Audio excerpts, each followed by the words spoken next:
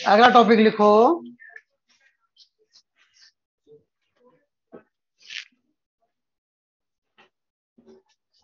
कहाँ चला गया बेटा?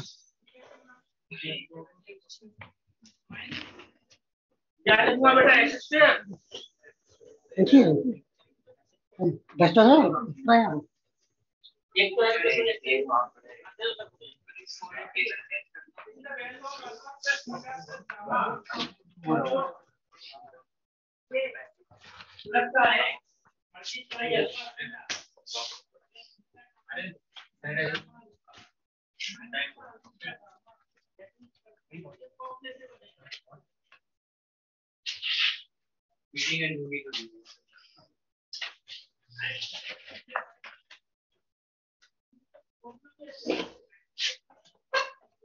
ठीक है बाबू, क्या लिखेंगे हम लोग? Temperature dependence of resistivity. देखो टेम्परेचर डिपेंडेंस ऑफ रेजिस्टिविटी लिख लिया, क्लियर है? हैं? Very good. चलो बेटा सुनो, इधर लिखो। देखो टेम्परेचर डिपेंडेंस ऑफ रेजिस्टिविटी, यानी कि कोई भी अगर रेजिस्टेंस है या कोई भी मटेरियल है जिसकी रेजिस्टिविटी होती है, क्या होती है? रेजिस्टिविटी होती है। ठीक है, रेजिस्टिविटी क्या होती है बेटा आपको? मटेरियल प्रॉपर्टी होती है। क्या होती है? मटेरियल प्रॉपर्टी होती है। करेक्ट है?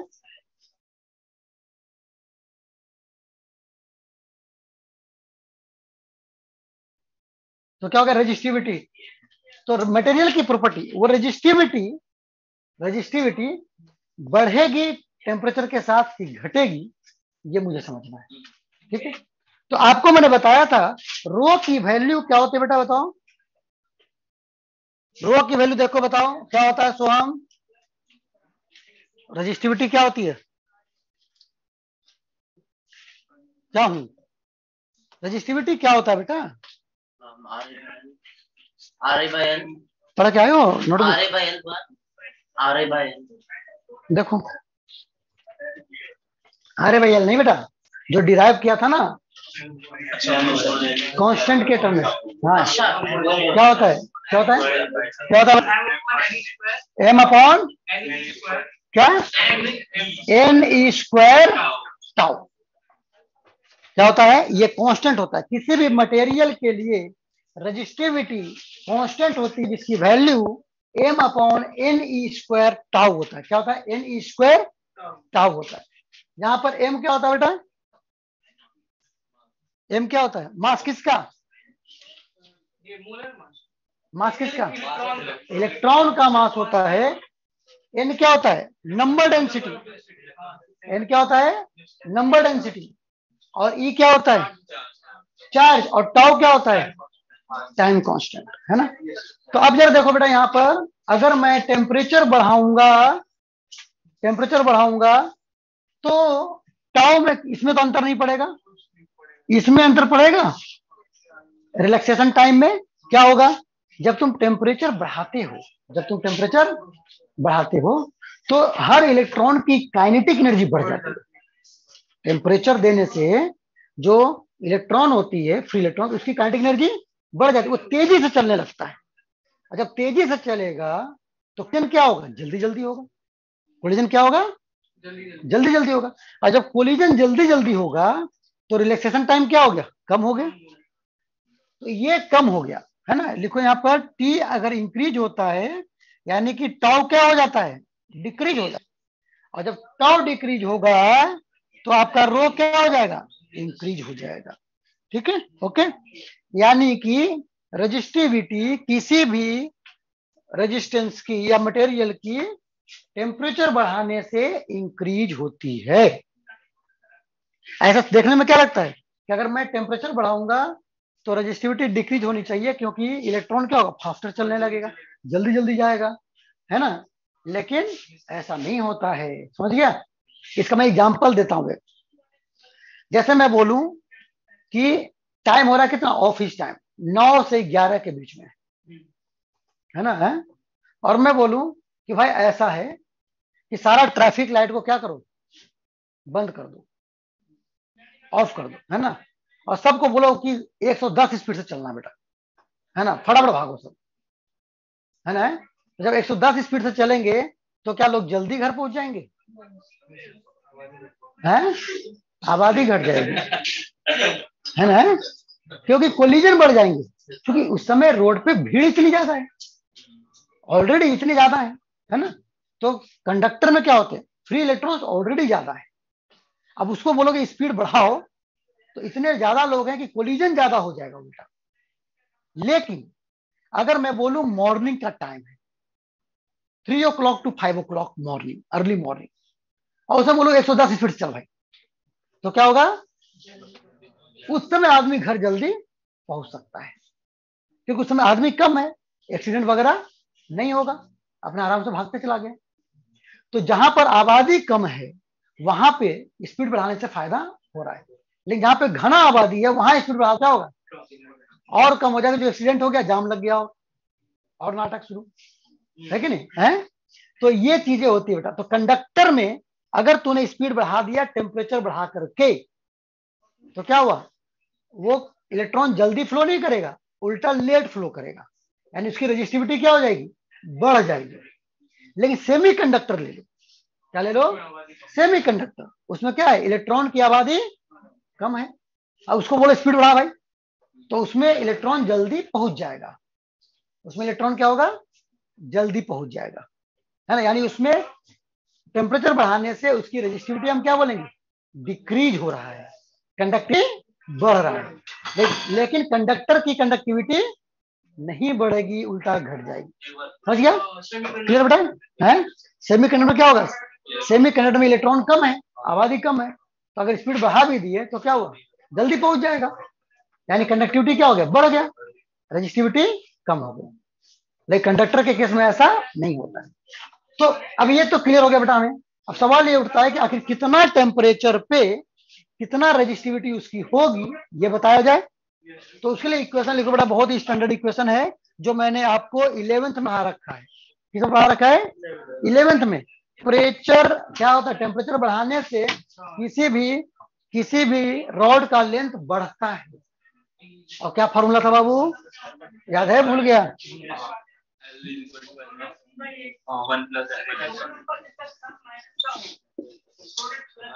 है ना। तो बेटा इसी तरह से सिमिलर फॉर्मूला आपको रजिस्टिविटी के लिए भी मिलता है, बताया था वो उसी टाइम पे। अच्छा, अब इसमें अगर एल और ए से डिवाइड, एल से मल्टीप्लाई ए से डिवाइड कर दो तो क्या हो जाएगा, सुनो यार बेटा, पहले यहां देखो, पहले ये उतार लिया आपने, रजिस्टिविटी टेम्परेचर डिपेंडेंस कैसे हो, है ना। अब इसी में एल और ए से मल्टीप्लाई और डिवाइड कर दो, एल से मल्टीप्लाई ए से डिवाइड करो, तो क्या हो जाएगा बेटा, आर बन जाएगा ये। तो आर रेजिस्टेंस भी क्या होगा, रेजिस्टेंस भी टेम्परेचर के साथ क्या होता है, बढ़ेगा। और यहां पर फॉर्मूला क्या दिया जाएगा, यहां पर अल्फा को क्या बोलेंगे, तो अल्फा को हम बोलेंगे कोएफिशिएंट ऑफ थर्मल एक्सपेंशन, नहीं बोलेंगे,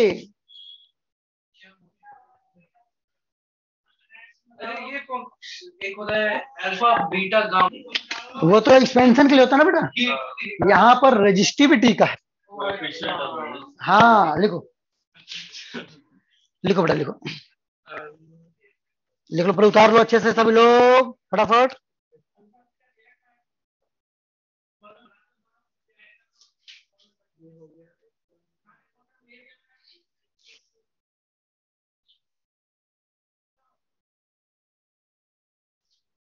लिख लिया, अल्फा को लिख लो, अल्फा को बोलते हैं टेम्परेचर कोएफिशिएंट ऑफ रेजिस्टिविटी। क्या लिखोगे अल्फा को, टेम्परेचर कोएफिशिएंट ऑफ रेजिस्टिविटी।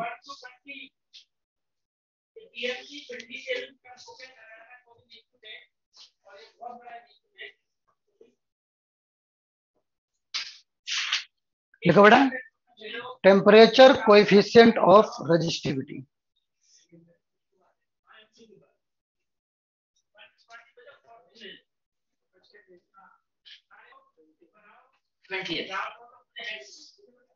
लिखो बेटा, टेम्परेचर कोएफिशिएंट ऑफ रेजिस्टिविटी, लिख दिया बेटा। किसी को कोई दिक्कत है अप टू हेयर, क्लियर है सबको? Yes sir. Very good. अब इस पे क्वेश्चन कर लें, है ना? चलो क्वेश्चन करो बेटा।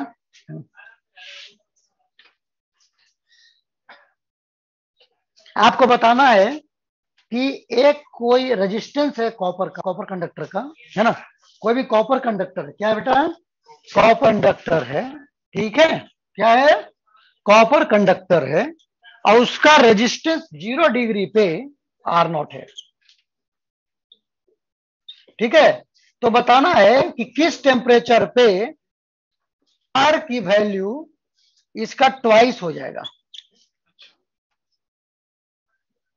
है ना? 0 डिग्री पे R0 है वैल्यू रेजिस्टेंस का, तो बताओ किस टेम्परेचर पे इसका रेजिस्टेंस ट्वाइस हो जाएगा?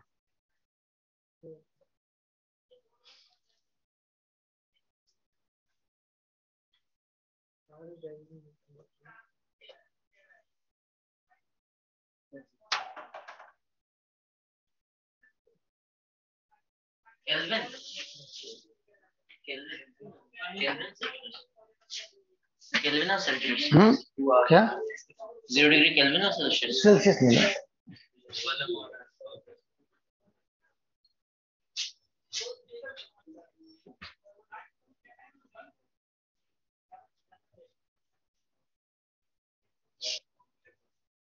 रोहित बन रहा है, समझ में आ रहा है बाबू? सर मैं नोट कर रहा था। अरे नहीं बाबू, यहाँ बता रहा हूँ, है ना? क्लास में करंट चलो, ठीक। हाँ क्लास में करंट चलना है, ठीक है? और साइड में 1 घंटा पहले आ जाया करो, उसमें तुम ये सब करो। ठीक। या फिर को खींच के ले जाओ, है ना? घर हाँ हाँ, तो घर में उतारो, है ना? यहाँ पे क्लास मिस मत करो।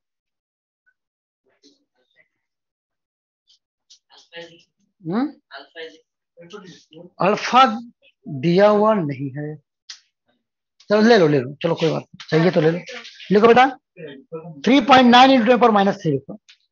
अल्फा की वैल्यू लिख लो 3.9 इंटू 10 टू पावर माइनस 3।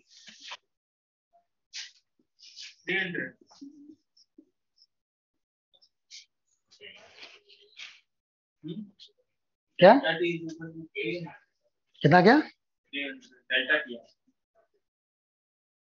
करो, फिर से करो।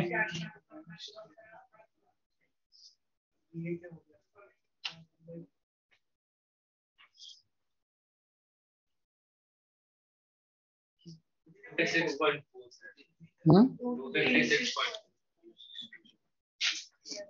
256.4 और अन्य कितना आया है?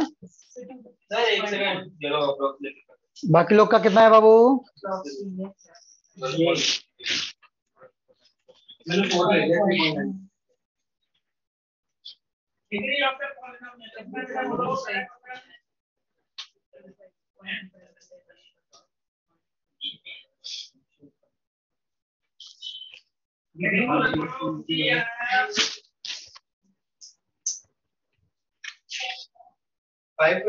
Good job.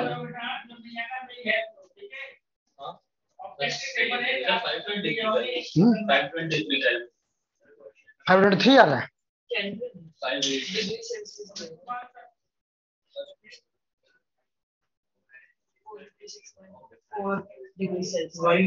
वही आ जाए।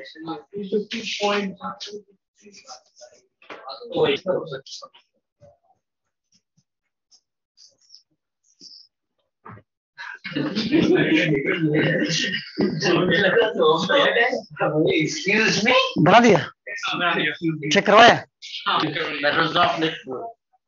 चलो 1000 कितना आया? 256 जिसका आया करेक्ट आंसर है। 256 करेक्ट आंसर है। सिमरन आपको आया आंसर? कराऊं, करके दिखाऊं? सिमरन, पुनीत, बेटा पुनीत तुम पढ़ाई कर रहा है, क्या कर रहा है? गेम खेल रहा है? सर यहीं पर हूँ। बेटा है तो दिख नहीं रहा है, लेकिन है बाबू? 10,000 पे 39। बेटा दिखना चाहिए, सर है अभी ना? ऑन करता हूँ कैमरा। बेटा ऑन होना चाहिए, जिसका कैमरा ऑफ रहेगा उसको हटा देंगे क्लास से। करना करो। बना रहा है फोन का चार्जर टाइप सी।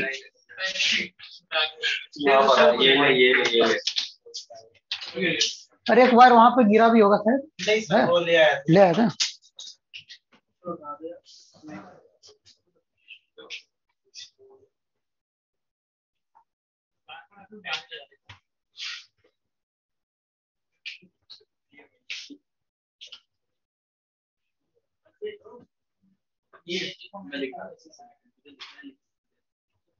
क्यों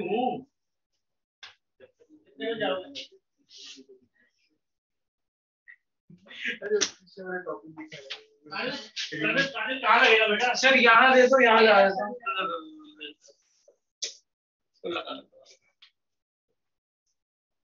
ठीक है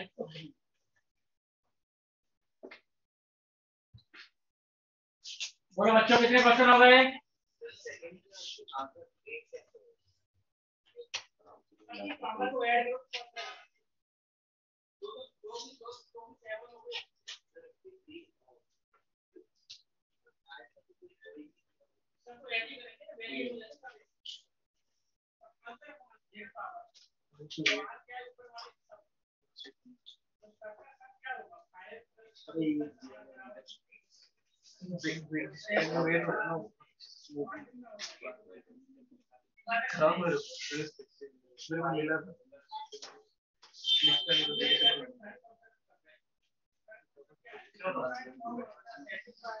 सिमरन आया आंसर नहीं आया? Yes sir. आगे देखो बेटा, देखो सुनो सुनो इधर सभी लोग देखो आराम से। हमारा फॉर्मूला क्या है बाबू? R is equal to R nought into 1 plus alpha delta t. ठीक है, अच्छा अब देखो बेटा यहाँ पर क्या हो गया, ये क्या होता है 0 डिग्री टेम्परेचर पे होता है। कितना होता है? R0 मतलब 0 डिग्री टेम्परेचर पे। देख रहा है बाबू, इधर इधर देख लो बाबू, टेम्परेचर पे होता है।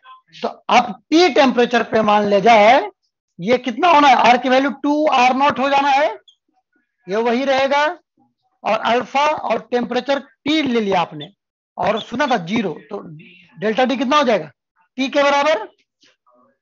तो क्या हो गया बेटा, यहां से ये कैंसिल हो गया, तो कितना हो गया 2 is equal to 1 plus alpha T हो गया। तो T कितना हो जाएगा? 1 बाई अल्फा हो जाएगा, यानी कितना हो गया 1000 बाई 3.9, यानी 10,000 बाई क्या हो जाएगा 39। इसको जब डिवाइड करोगे तो अराउंड 256 आ जाएगा। ठीक है, अगला क्वेश्चन लिखो बेटा, अगला क्वेश्चन लिखो। अगला क्वेश्चन दिया हुआ है कि स्टीम पॉइंट पे, देखो बेटा, देखो बेटा, किसी भी एक रेजिस्टेंस है प्लेटिनम वायर का, ठीक है, जिसका रेजिस्टेंस आइस पॉइंट पे 5 ओम। कितना पे बेटा? आइस पॉइंट पे, एट आइस पॉइंट आर की वैल्यू कितना है 5 ओम। और एट स्टीम पॉइंट भी लिख लो, स्टीम पॉइंट है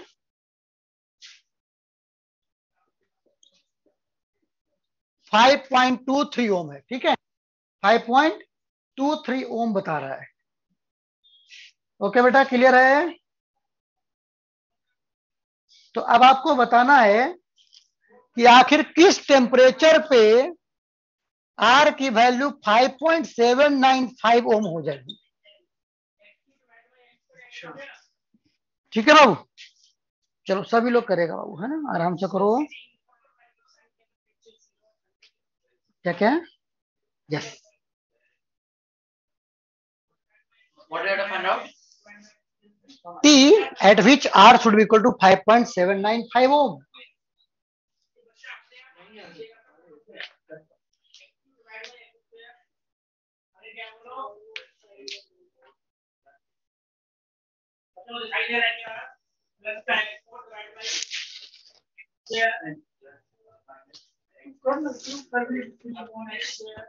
What is freezing point?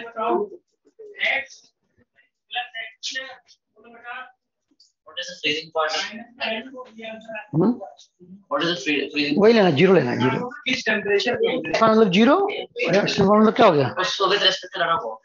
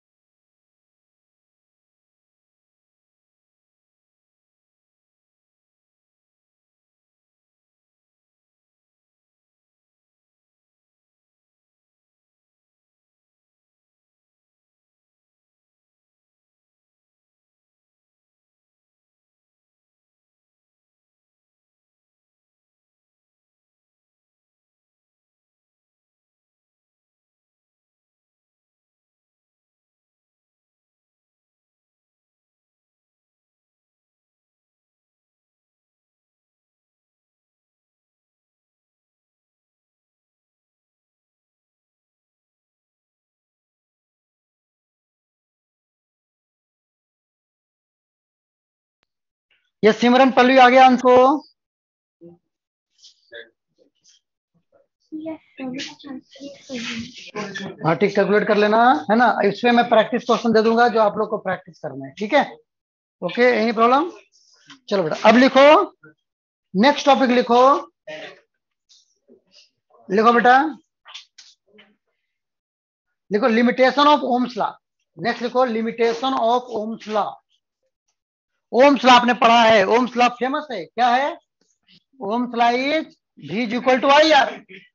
V is equal to I R, आपको पता है V is equal to I R, Ohm's law है। लेकिन इसके लिमिटेशन है बेटा, इसकी क्या है? लिमिटेशन है। क्या लिमिटेशन है इसमें? ये है बेटा कि ये सारे सबस्टांस के बारे में क्या बोलते हैं, ये फॉलो नहीं करता है, ओबे नहीं करता है, ठीक है। तो लिख लो बेटा,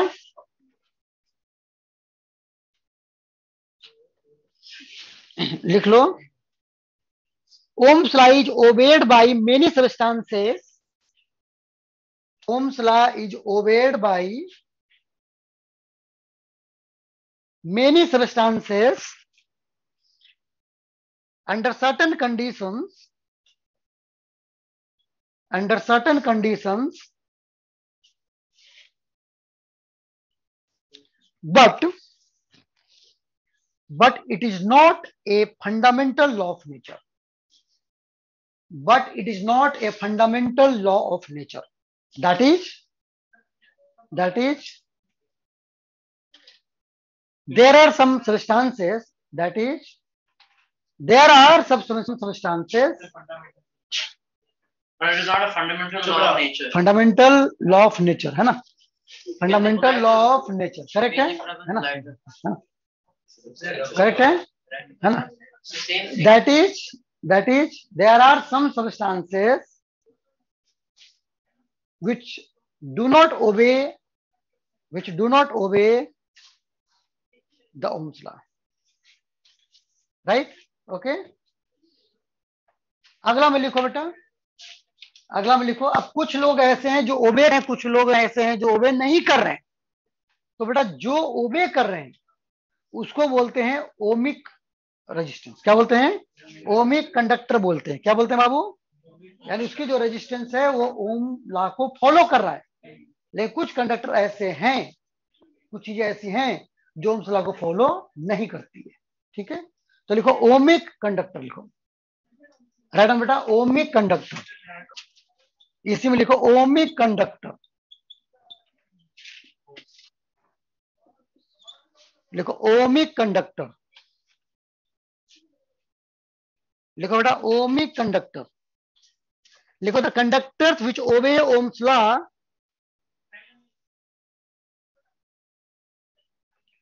the conductors which obey Ohm's law are called ohmic conductor।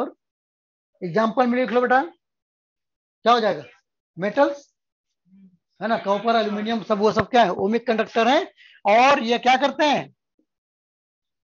ये लॉ को फॉलो करते हैं। और ग्राफ आपका स्ट्रेट लाइन आता है। ग्राफ क्या आता है? स्ट्रेट लाइन, ठीक है। नेक्स्ट लिखो नॉन ओमिक कंडक्टर्स। नेक्स्ट लिखो बेटा, नेक्स्ट लिखो topic non ohmic conductors. Non ohmic conductors लिखो the conductors which do not obey Ohm's law. Non ohmic में लिखो बेटा the conductors which do not obey the Ohm's law are called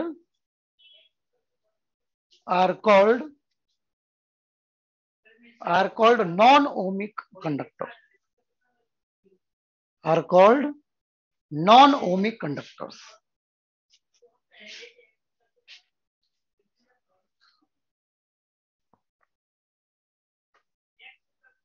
ठीक है। Example में लिख लो बेटा, कुछ कुछ ऐसे हैं, क्या क्या है लिख लो।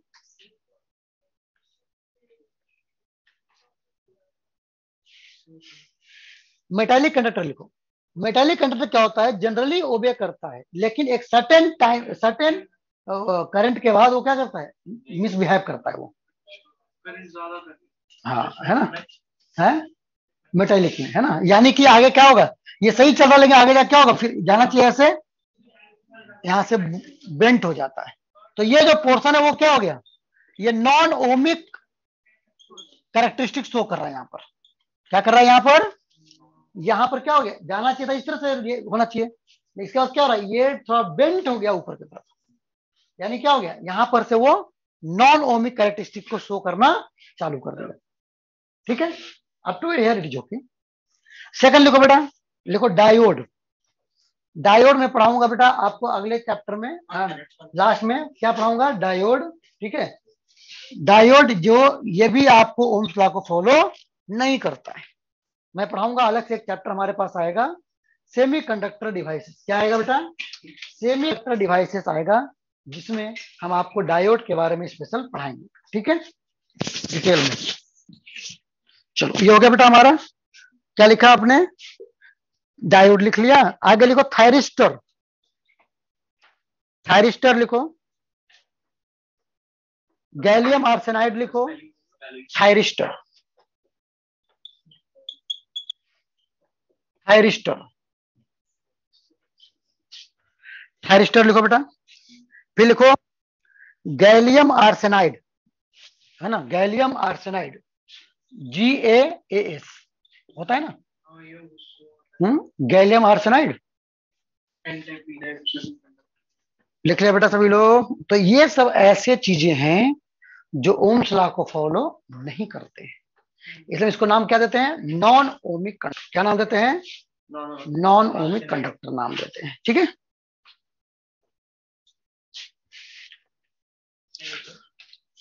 चलो नेक्स्ट लिखो बेटा सुपर कंडक्टिविटी। नेक्स्ट टॉपिक लिखो सुपर कंडक्टिविटी। कंडक्टिविटी तो नाम सुना है आपने, अब सुपर कंडक्टिविटी क्या पढ़ेंगे बेटा हम, सुपर कंडक्टिविटी, है ना,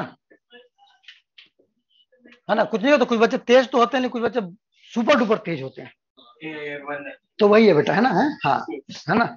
जो क्या करते हैं, जो ऐसे बच्चे होते हैं जो IIT भी निकाल दिया, एम्स भी निकाल दिया, और MIT भी निकाले हुए भाई साहब, है ना। ऐसे लोग होते हैं जो क्या होते हैं, MIT USM में भी सिलेक्शन है भाई साहब का, NTSC क्वालिफाइड है, ओलंपियाड में क्वालिफाइड है, KVPY क्वालिफाइड है, IIT भी निकाल रखा है और एम्स भी निकाल रखा है ना। यहाँ मैथ नहीं निकल रहा है आदमी को, है ना, मैथ नहीं समझ रहा, यहाँ बायो भी संभाल के बैठेंगे। तो कुछ बच्चे ऐसे भी तो क्या बोलेंगे उसको, सुपर डुपर इंटेलिजेंट हो गया है। तो वैसे बेटा तुम्हारा साथ क्या है, यहाँ पर हमें पढ़ना, कंडक्टर तो पढ़े हो, कंडक्टिविटी तो पढ़े हो, सुपर कंडक्टिविटी, है ना। हाँ, मतलब कि भाई अगर जो कंडक्टर है तो वो फ्लो होने देता है, लेकिन थोड़ा बहुत तो अपोजिशन रहेगा, लेकिन सुपर का मतलब क्या हुआ, कोई अपोजिशन नहीं। हाँ करेक्ट, है ना। क्या हो गया, क्या हो गया, R इक्वल टू क्या हो गया, R इक्वल टू 0, है ना। क्या हो गया,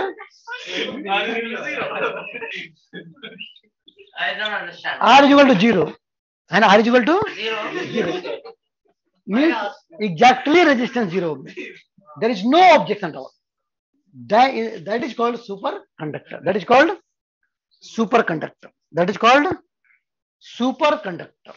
क्लियर है बेटा, एनी प्रॉब्लम किसी को है, क्लियर है। चल तो लिखो बेटा, लिखो लिखो, the phenomenon of complete loss of resistivity, लिखो बेटा, the phenomenon of complete loss of resistivity by certain metals and alloys, by certain metals and alloys when they are cooled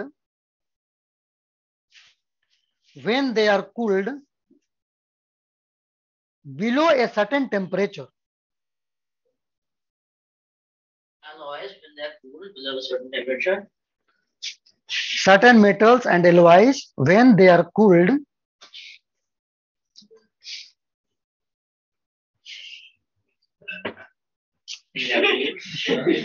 yes, afterwards when they are cooled Afterwards. When they are cooled, Below. cooled below a certain temperature, I it's did not called understand. below a certain Yes, I temperature. understood that, but why is everyone laughing? It's called superconductivity. It's called superconductivity. I don't like it. I'm not laughing. It's called superconductivity. It's called superconductivity. The temperature at which, लिखो, Not phenomenon. the temperature at which a substance undergoes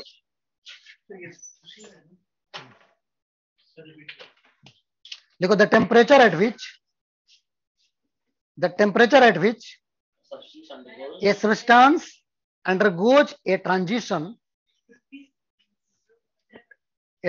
from normal conductor to superconductor.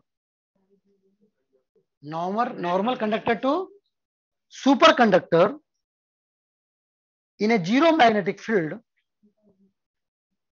In a zero magnetic field,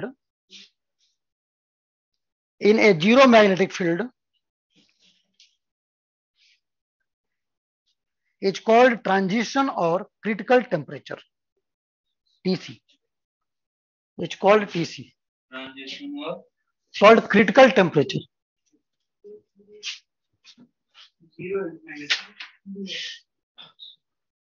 Zero magnetic field. It's called critical temperature. कि कोई भी conductor अगर है, conductor है और उसको हम कूल करते जा रहे हैं, टेम्परेचर कम करते जा रहे हैं, है ना? क्या कर रहे हैं? टेम्परेचर कम कर रहे हैं। आपको पता है टेम्परेचर जब करेंगे, है ना, तो उसको क्या होता है? उसकी कंडक्टिविटी बढ़ती जाती है। बढ़ते इतना हो जाए कि रेजिस्टिविटी ही जीरो हो जाए, है ना? क्या हो जाए? रेजिस्टिविटी ही जीरो हो जाए। हाँ, यहाँ पे रखा है। रेजिस्टिविटी क्या हो जाए? जीरो हो जाए। क्या हो जाए? तो क्या होगा? रेजिस्टिविटी जब जीरो हो जाए तो उसको हम बोलते हैं सुपर कंडक्ट करने लगेगा, है ना? यानी कोई रेजिस्टेंस है ही नहीं, ठीक है, उसको बोलेंगे सुपर कंडक्टर बोलेंगे। और जिस टेम्परेचर पे ये फिनोमेना हो जाए उस टेम्परेचर को हम बोलेंगे क्रिटिकल टेम्परेचर। क्या बोलेंगे उसको? उसको क्रिटिकल टेम्परेचर बोलेंगे। ठीक है, क्लियर है बाबू? Yes, sir. लेकिन ध्यान रहे कि इसमें मैग्नेटिक फील्ड का हम यूज नहीं करेंगे। I want to not understand. हाँ, क्या है बताऊंगा, है ना? What is the condition for which magnetic field will? Magnetic field zero होना चाहिए इसके से। Yeah, but what is the condition at which magnetic field will? बताऊंगा मैग्नेटिक फील्ड, बेटा, है ना? मैग्नेटिक फील्ड क्या होता है अभी तुम्हें नहीं पता ना, है? पहले मुझे वो बताना पड़ेगा, है ना? आगे है बेटा, है ना? चलो क्लियर हो गया बेटा, यहाँ तक क्लियर है? कोई दिक्कत? बोलो, है ना?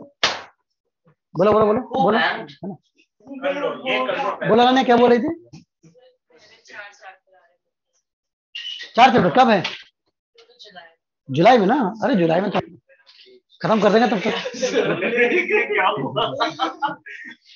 ठीक है बाबू, क्लियर हो गया? चलो अगला लिखो टॉपिक, है ना? अगला लिखो टॉपिक, लिखो कॉम्बिनेशन ऑफ रेजिस्टेंसेस। अगला लिखो कॉम्बिनेशन ऑफ रेजिस्टेंसेस, लिखो बेटा।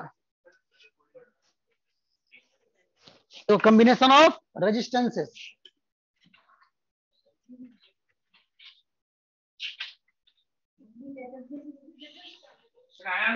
Combination of resistances.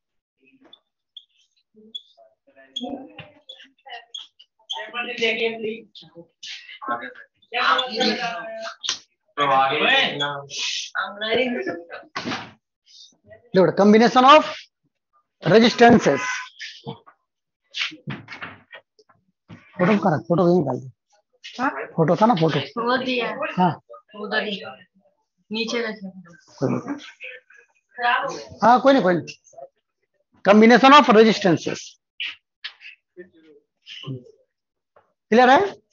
अब बेटा यहाँ दो तरह से होते हैं। क्या होते हैं बेटा हमारा? एक लिखेंगे सीरीज। अब सीरीज और पैरेलल तुम लोग मास्टर आदमी हो चुके हो, है ना? कैपेसिटर भी पढ़ लिए तुम लोग। क्या पढ़ लिया आप लोग? कैपेसिटर भी आप लोग पढ़ चुके हैं। और ये रेजिस्टेंस तो तुम्हारा पुराना साथी है ना? 2 साल पुराना दोस्त है ना? No, sir. 4 years. 4 years, ठीक है, वेरी गुड। ठीक है ना? है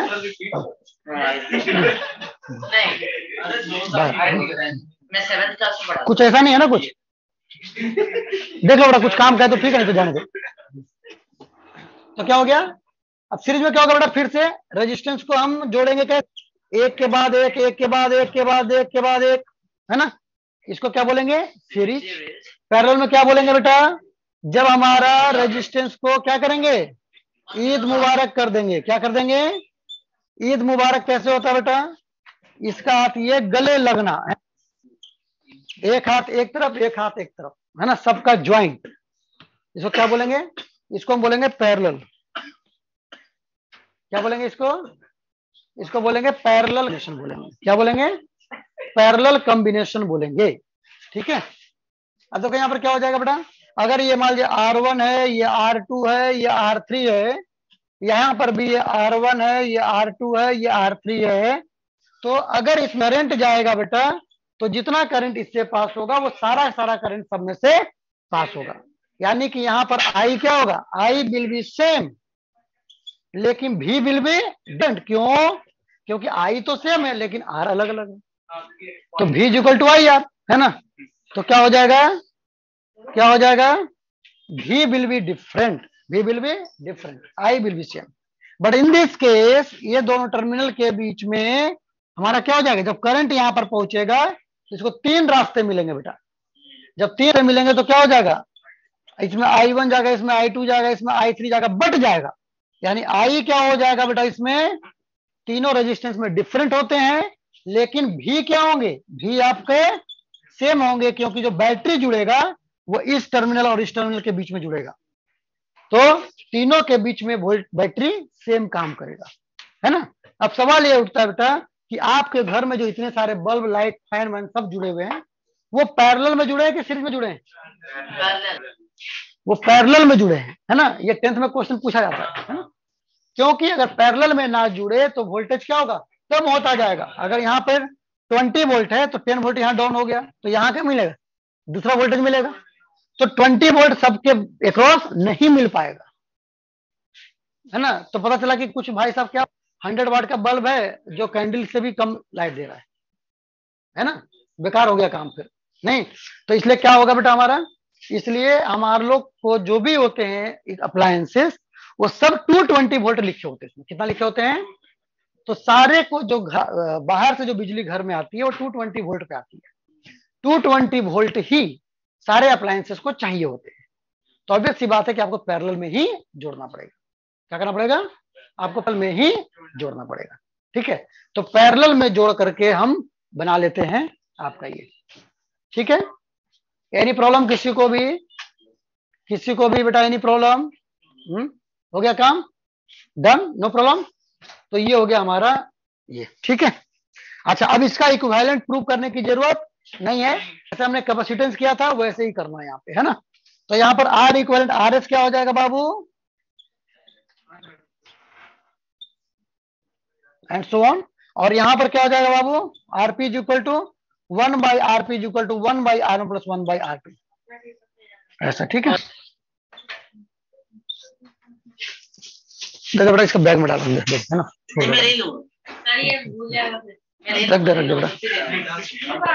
डाल दे देखो मैं खुद से अंदर डाल दूंगा, तुम चिंता नहीं करो। ठीक है, क्लियर हो गया? RS क्लियर हो गया, RP क्लियर हो गया, RS क्लियर हो गया, RP क्लियर हो गया।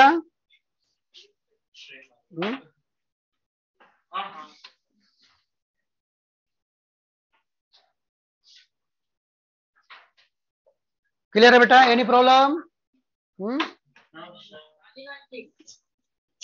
तो ये हो गया RS हो गया, ये हो गया RP हो गया। ठीक है, सीरीज हो गया और पैरेलल हो गया, हो गया, डन, नो प्रॉब्लम। चलो बेटा ये हो गया ना। अब इसमें बहुत सारे क्वेश्चन बनते हैं बेटा। ठीक है, इसमें क्या बनते हैं, बहुत सारे क्वेश्चन बनते हैं। ठीक है, अब आपको बताने पड़ेंगे कि इसमें रेजिस्टेंस के सारे क्वेश्चन प्रैक्टिस करने हैं आप।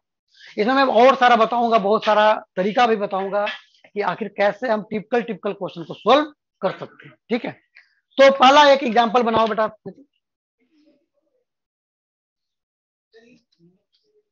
क्या, हाँ बेटा तो लिखा नहीं क्या, जो क्वेश्चन करा रहे हो, है? एग्जांपल नहीं नहीं, अच्छा वो नहीं, अभी तो प्रैक्टिस कर रहा हूँ। वो मैं लिखूंगा, कोई ट्रिक बताऊंगा ना, वो आप नोट्स में लिख देना। देखो सबसे पहला लेटर क्या होता है हमारा, ए होता है, तो ए ही बना देते हैं बाबू।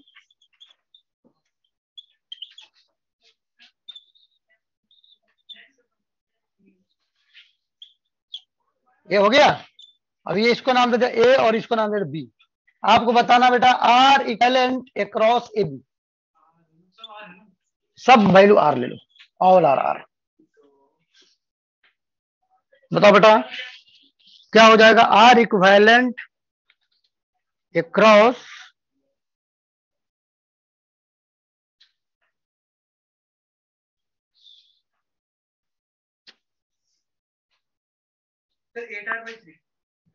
सभी लोग करो। बहुत दिन से बंद था ना गन में, एक बार साफ हो जाएगा फिर ठीक हो जाएगा मामला। अभी देखो इसमें आ जाएगा ना, 6 बच्चे इसमें बैठ जाएंगे आराम से।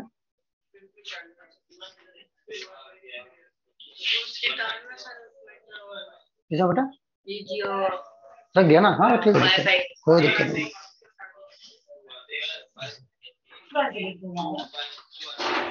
इसको खोल रखो, निकल जाएगा।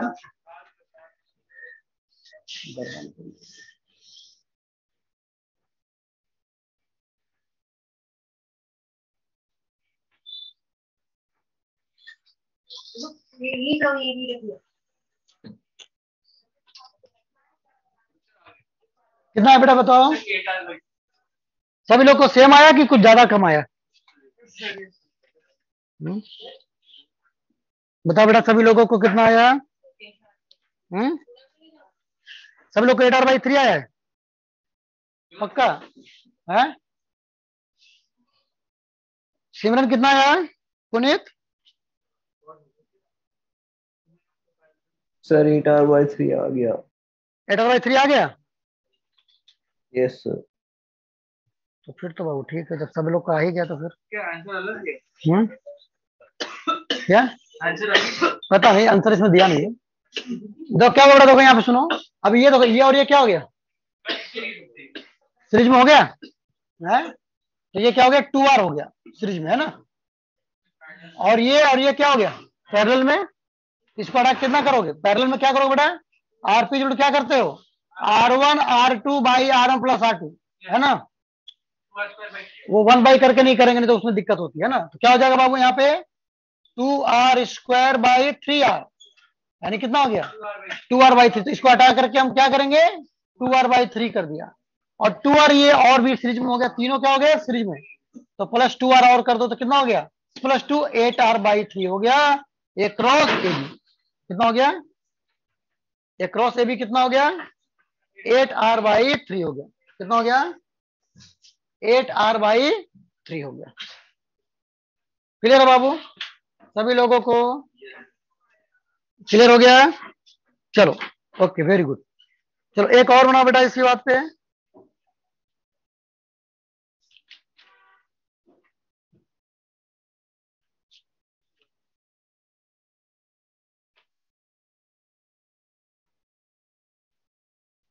चलो एक और क्वेश्चन बना लो बाबू।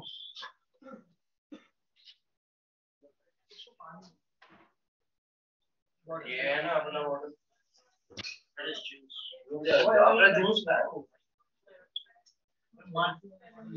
चलो बना बेटा।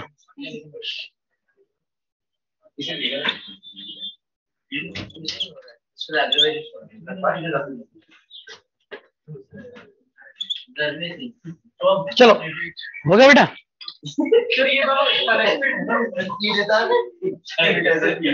ये कनेक्टेड है बेटा, ये 10 है, ये 10 है, ये 10 है, ये 10 है, ये 5 है, ये 5 है।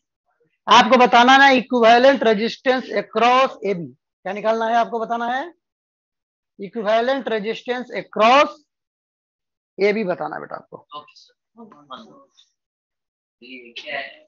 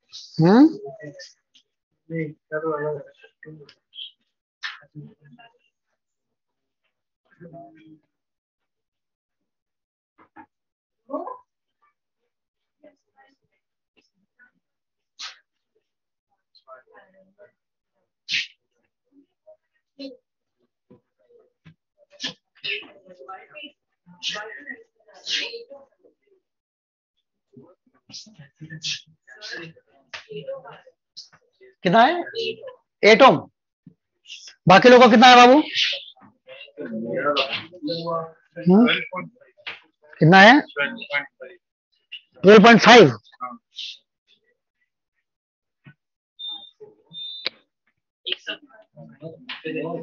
ना बाबू, कितना आ गया? तुम्हारा 2 आ गया।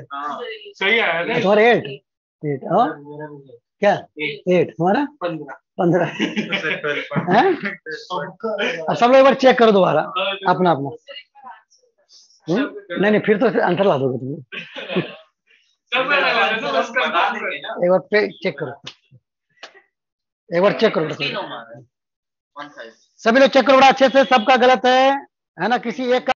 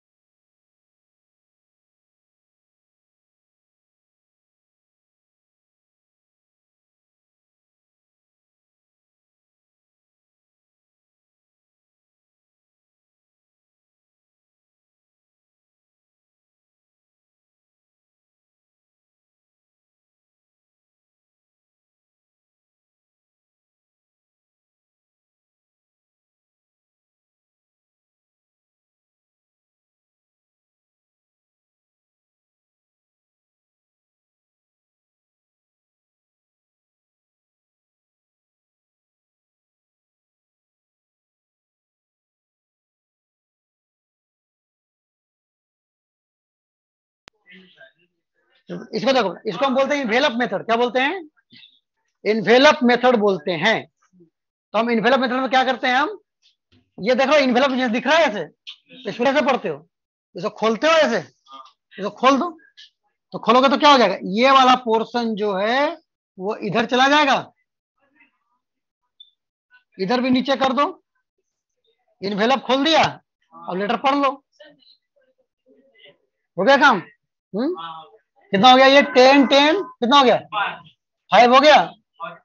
और 5 5 कितना हो गया पैरेलल में? बताइए। सॉरी सॉरी, ये 20 हो गया ना, और इसके बाद क्या हो गई है 5, तो कितना हो गया पैरेलल में? एंड 20 इंटू 5 बाई 20 प्लस 5 यानी कितना हो गया 100 बाई 24, यानी 4 आ गया, 4 नीचे आ गया, और 4 4 पैरेलल कितना हो गया?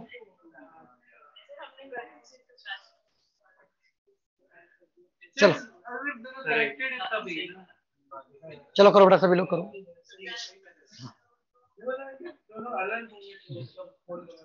चलो कर लो। थोड़ा एक बार और कर दूंगी। तो उधर कल जो है ना थोड़ा वहां पे आज कुर्सी बना था, तो कल जल्दी आकर थोड़ा सा ना कहीं कहीं पे लाल लाल दाग और भी हो गया, पोछा मार के थोड़ा साफ कर देना, नहीं तो कल। ठीक है, सुबह 7 बजे आ जाऊंगी। मैं वही बोल रहा हूँ, उनके आने के पहले ना वो कर आने से पहले साफ कर देती हूँ। कर देना।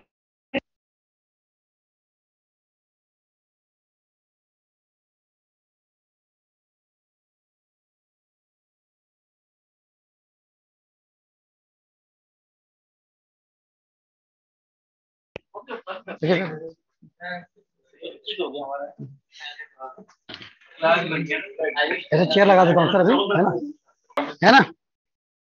एनी प्रॉब्लम किसी को? चलो एक क्वेश्चन और करो इसी बात पे।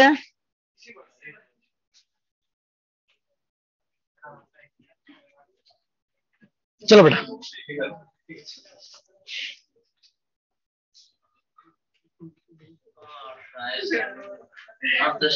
हेक्सागोन बना दिया। और उसके बाद क्या करो, इसको मिला दो और इसको भी मिला दो, ठीक है ना? और ये ले लो, ठीक है? और हर जगह पे जहां पे पॉसिबल हर जगह रेजिस्टेंस लगा दो,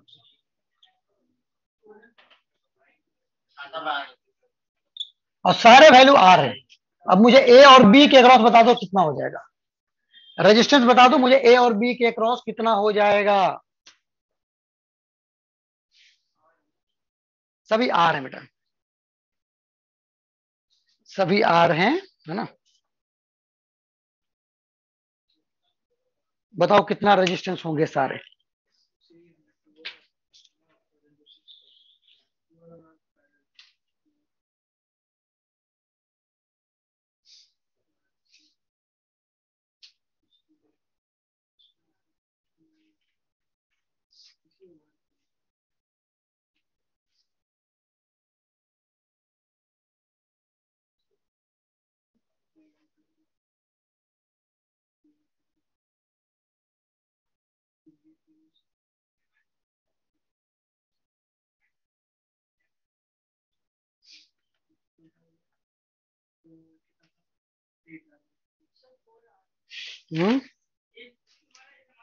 सबको 4 आर आ गया?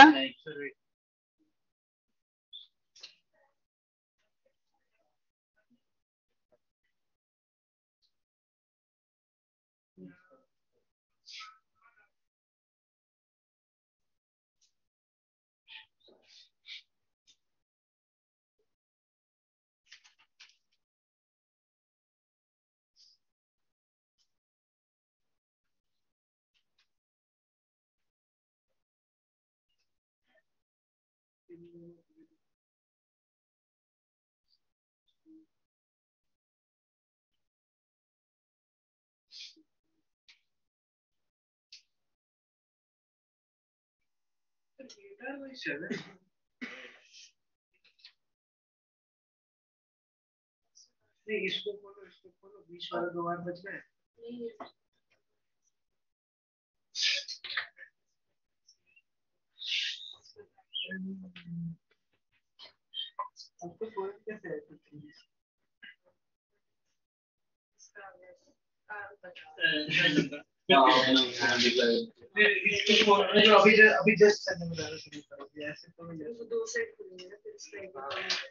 चलो सिमरन आ गया आंसर। पुनीत कितना गया? कितना रह रहा है वो? है कितना 4 आ रहा है? देख लो बाबू।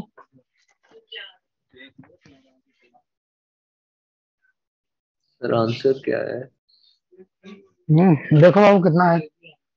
हाँ तो इन दोनों को सीरीज में कर दो। तो नीचे सर क्या है? ओपन करेक्ट किया? हाँ कितना रहा है? 8R/7 है 8R/7। ओपन करेक्ट किया?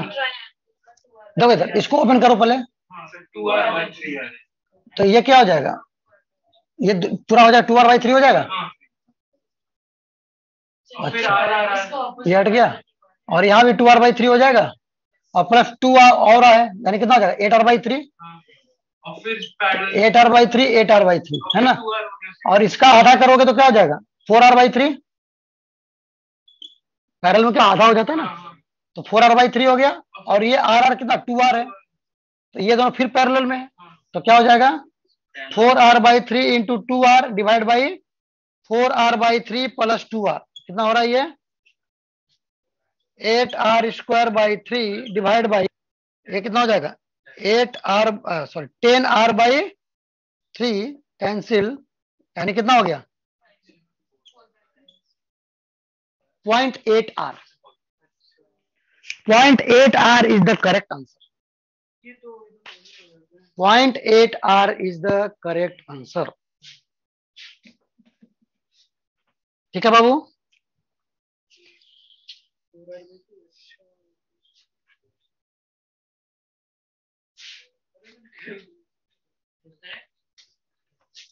समझ करेक्ट क्लियर है बाबू सभी लोग को? डन। तो हमने ये रेजिस्टेंस का इक्विवेलेंट रेजिस्टेंस निकालने का तरीका सीखा। अभी हम कुछ और इसमें मैं अलग से बताऊंगा कि और भी शॉर्ट ट्रिक्स इसमें होते हैं, कैसे कैसे बनाएंगे कि हमारा सब काम आसान हो जाए। ठीक है, रेजिस्टेंस हम पूरा खत्म करेंगे है ना, तो इसको अगले क्लास में हम कंटिन्यू करेंगे आपका। ठीक है, और इसके बाद और भी बचते हैं सेल। क्या पढ़ाएंगे? सेल पढ़ाएंगे। सेल के बाद फिर हमारा इसमें बचता है 2 लॉ पढ़ाएंगे किरचॉफ्स का, और फिर पढ़ाएंगे हम इक्विपमेंट्स है ना, इंस्ट्रूमेंट्स। ठीक है, तब ये आगे चैप्टर खत्म होगा है ना। ठीक है हाँ ठीक है हाँ, तो अभी टाइम लेंगे हम इसमें, लेकिन परफेक्ट करेंगे। उसके बाद फिर हम चार्ज का काम खत्म हो जाएगा, फिर हम चलेंगे मैग्नेटिक की तरफ चलेंगे। ठीक है, 3 चैप्टर खत्म करने के बाद मैग्नेटिक की तरफ मुड़ेंगे हम लोग, मैग्नेटिक है ना, फिर मैग्नेट पढ़ेंगे खुद है ना। ओके क्लियर है? तो आज हम बेटा यहीं तक छोड़ते हैं आप लोगों को।